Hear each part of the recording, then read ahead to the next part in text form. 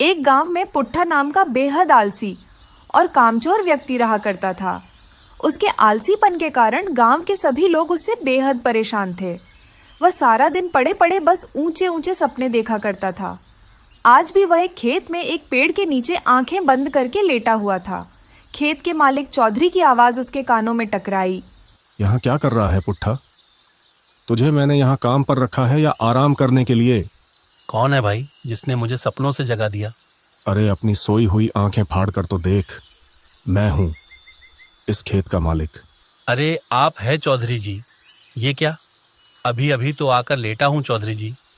क्या आपके खेत में काम करके कुछ देर आराम भी नहीं कर सकते? पिछले 3 घंटों से तुझे इसी पेड़ के नीचे लेटा देख रहा हूँ। बाकी सब लोग मेहनत से फसल काटने में जुटे हुए हैं और तू तो यहाँ पर ऐसे आराम कर रहा है जैसे कि तू इस खेत का मालिक हो। चिंता मत कीजिए चौधरी साहब, एक दिन वो भी आएगा जब मैं तुम्हारे जैसे न जाने कितने खेतों का मालिक बनूंगा। दरअसल बात यह है कि ये छोटे मोटे काम मेरे लिए नहीं बने हैं, मैं कुछ बहुत बड़ा करने के लिए बना हूँ।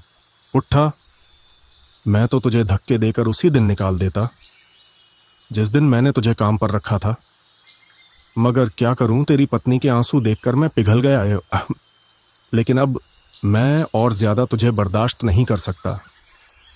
मैं यहां पर मजदूरों को काम करने की तनख्वाह देता हूं, आराम करने की तनख्वाह नहीं देता। ठीक है, अगर आप मुझे काम पर नहीं रखना चाहते तो मुझे कोई फर्क नहीं पड़ता, लेकिन 10 दिन जो मैंने जी तोड़ करके मेहनत की है उसके पैसे तो मुझे दे दो। तेरा दिमाग तो ठीक है पुट्ठा? पिछले 10 दिनों में तूने 12 घंटों में 12 मिनट भी काम नहीं किया। किस बात के पैसे? देखो चौधरी, किसी गरीब को दबाना अच्छी बात नहीं होती। अरे आपने फिल्मों में नहीं देखा क्या, जब भी कोई अमीर आदमी किसी व्यक्ति को उसकी तनख्वाह नहीं देता था तो वह गरीब डाकू बन जाता था। डाकू बनने के लिए भी बहुत मेहनत लगती है पुट्ठा। पता है, तुझे बंदूक उठानी पड़ती है, घुड़सवारी करनी पड़ती है। तुझसे तो वह भी नहीं होगा। इससे पहले कि मैं तुझे धक्के देकर यहां से निकाल दूं, सीधी तरह से यहां से मेरी आंखों के सामने से दूर हो जा।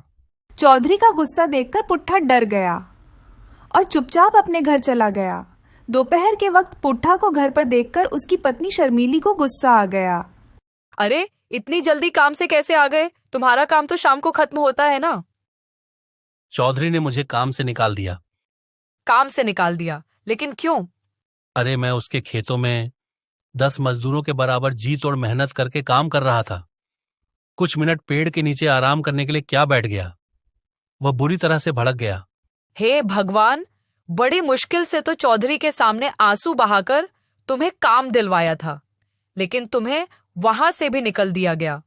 आखिर तुम्हारा यह आलसपन कब जाएगा? कब तुम कामचोर से एक मेहनती इंसान बनोगे?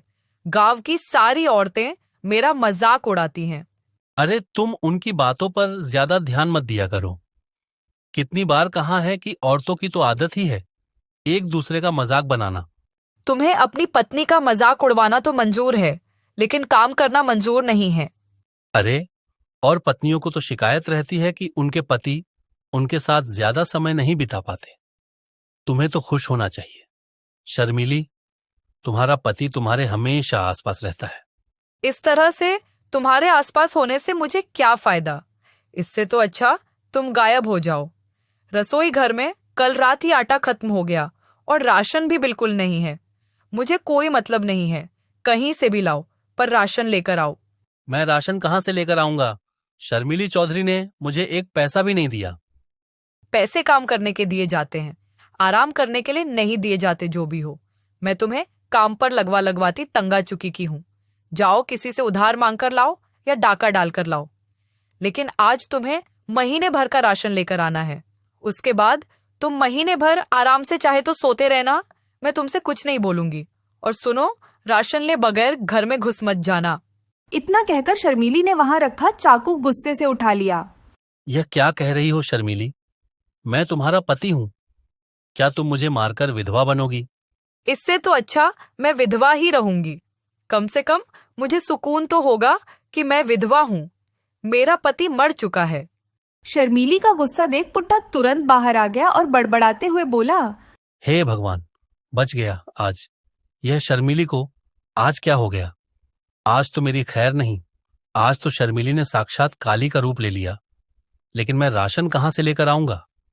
गांव के हर व्यक्ति से तो मैं उधार मांग चुका हूं, कोई तरकीब तो निकालनी पड़ेगी, नहीं तो आज शर्मिली मुझे नहीं छोड़ेगी। तभी शर्मिली अंदर से चीख कर बोली, बाहर खड़े मत रहो, महीने भर का राशन लेकर आओ। जाता हूं। पुट्ठा तेजी से बाजार की ओर चल दिया, मगर कुछ ही दूर जाकर वह थक गया। कितनी गर्मी है, मुझे तो थकान सी महसूस हो रही है। एक काम करता हूं, किसी पेड़ की छाया में बैठकर थोड़ा आराम कर लेता हूं। हाँ, और वहीं बैठकर कुछ सोचता हूं कि यह राशन पानी का जुगाड़ कहां से किया जाए। पुट्ठा एक पेड़ के नीचे जाकर आंख बंद करके लेट गया। तभी उसके कानों में किसी साधु की कड़कदार आवाज टकराई। उठ जा कामचोर, यहाँ क्यों लेटा है? पुट्ठा ने देखा कि एक साधु उसे गुस्से से घूरे जा रहा था। अब तुम्हें मेरे यहां आराम करने से क्या दिक्कत होने लगी? साधु जी, मुझे परेशान मत करो। अच्छा खासा मैं सपनों की दुनिया में खोया हुआ था। जिस पेड़ के नीचे तू सपने देख रहा है वो पेड़ मेरा है। क्यों, इस पेड़ पर तुम्हारा नाम लिखा है क्या? इस समय मैं इस पेड़ के नीचे बैठकर तपस्या करता हूं। तपस्या करनी है साधु जी, तो हिमालय की चोटी में जाकर तपस्या करो, भगवान प्रसन्न होंगे। मैं तेरे बारे में सब जानता हूं। तो इसमें नई बात क्या है? मैं इसी गांव का रहने वाला हूं, वो तो सभी जानते हैं। मैं जानता हूं कि तू इस वक्त क्या सोच रहा है। पुट्ठा उठकर खड़ा हो गया। क्या सोच रहा हूं बताओ? तू सोच रहा है कि तू महीने भर का राशन कहां से लेकर आएगा और कैसे लेकर आएगा। अरे, आप तो वाकई बहुत पहुंचे हुए साधु हैं, लेकिन इससे मुझे क्या घंटा फर्क पड़ता है। अरे, मन की बातें तो बहुत से साधु बता देते हैं, पर मदद कोई नहीं करता। पुट्ठा की बात सुनकर साधु मुस्कुराते हुए बोला, अगर मैं तेरी मदद करूंगा तो क्या तू मेहनती बनेगा? जब तुम मेरी मदद करके मुझे धन दौलत दे दोगे तो मुझे मेहनती बनने की क्या जरूरत है। लेकिन वह सब बातें बात की हैं। तुम मेरी मदद कैसे कर सकते हो? पुट्ठा की बात सुनकर साधु ने अपना हाथ हवा में घुमाया कि अचानक एक मुर्गी साधु के हाथ में आ गई। अरे साधु जी, आप तो जादूगर भी मालूम होते हो। यह जादू नहीं मूर्ख, सिद्ध है, तुझ जैसा आम इंसान नहीं समझेगा। अब मेरी बात को ध्यान से सुन, इसको अपने घर ले जा। क्या साधु जी, इस मुर्गी का भला मैं अचार डालूंगा? अरे, मैं और मेरी पत्नी तो शाकाहारी हैं। मूर्ख व्यक्ति, पहले मेरी बात तो पूरी सुन। यह मुर्गी रोज एक अंडा देगी। समझ गया साधु महाराज, आगे बोलने की जरूरत नहीं है, और मैं उस अंडे को बाजार में बेच दूं। मूर्ख, यह तुझे रोज सोने का अंडा देगी। तू सोने के अंडे को रोज बाजार में बेच आना। इसमें तो बहुत वक्त लग जाएगा साधु जी। मैं रोज रोज करके इसका अंडा देने का इंतजार नहीं कर सकता। मुझे आप ऐसी मुर्गी दे दीजिए जो एक बार में ही ढेर सारे सोने के अंडे दे दे, और फिर यह मुर्गी तो कल से अंडा देगी। मुझे तो अभी महीने भर का राशन लाना है। साधु ने क्रोधित होकर अपना हाथ दोबारा हवा में लहराया और मुर्गी गायब हो गई। तू सिर्फ कामचोर ही नहीं बल्कि मूर्ख भी है। अब जो भी हो साधु जी, मुझे तो तुरंत अमीर बनना है। साधु ने अपना हाथ फिर से लहराया कि तभी उसके हाथों में एक कुल्हाड़ी आ गई। ये ले, इस कुल्हाड़ी को अपने साथ लेकर जा। इस कुल्हाड़ी की खासियत यह है कि तू इस कुल्हाड़ी को जिस पेड़ पर भी चलाएगा, यह कुल्हाड़ी उस पेड़ को अपने आप काट देगी और तू उन लकड़ियों को बाजार में बेच आना। ये कैसी बातें कर रहे हैं साधु जी? कुल्हाड़ी देनी था तो सोने की देते। अब आप ही बताइए, लकड़ियां बेचने तो मुझे बाजार जाना पड़ेगा ना, उसमें मेहनत लगेगी, वो मैं नहीं कर सकता। पुट्ठा की बात सुनकर साधु बुरी तरीके से झुंझला गया। तो फिर तुझे क्या चाहिए? साधु की बात सुनकर पुट्ठा बहुत ही गहरी सोच में डूबते हुए बोला, फिलहाल तो मुझे आपके पास जितने भी पैसे हों वह मुझे दे दीजिए, ताकि मैं महीने भर का राशन भरवा लूं। ये ले। यह तो सिर्फ 50 है, इससे महीने भर का राशन, तो क्या आज का भी राशन नहीं आ पाएगा? आपको पता भी है महंगाई कितनी हो गई है। कहां तो आप सोने का अंडा देने वाली मुर्गी मुझे दे रहे थे, और आपकी अपनी जेब से निकला क्या सिर्फ 50?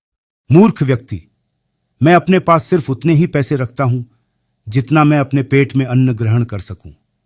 बाकी सिद्धि और मोह माया की बातें तेरे जैसा बेवकूफ क्या जाने, तेरा कुछ नहीं हो सकता। इतना कहकर साधु वहां से चला गया। पुट्ठा 50 रुपए लेकर बाजार घूमने लगा। तभी पुट्ठा की नजर गांव में बनी एक नई छोटी सी दुकान पर पड़ी, जहां पर गरम गरम समोसे बन रहे थे। लगता है यह दुकान नहीं है और समोसे बनाने वाला भी इस गांव में नया लगता है। ये समोसे की खुशबू बहुत अच्छी आ रही है।